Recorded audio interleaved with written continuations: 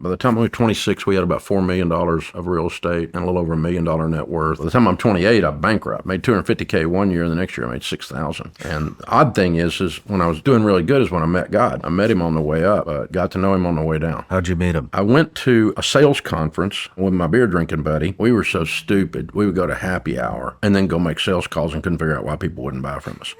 Anyway, we go to a sales conference, me and him, and we're sitting on the back row. This guy comes on stage that makes $400K a year, and we're like, I want to be him. We're like, okay, here's the 5 things I want to learn from him. Before he came up, he somehow answered every one of those questions, and he said, and there's one more thing. And we're like, no, there's not. We got all.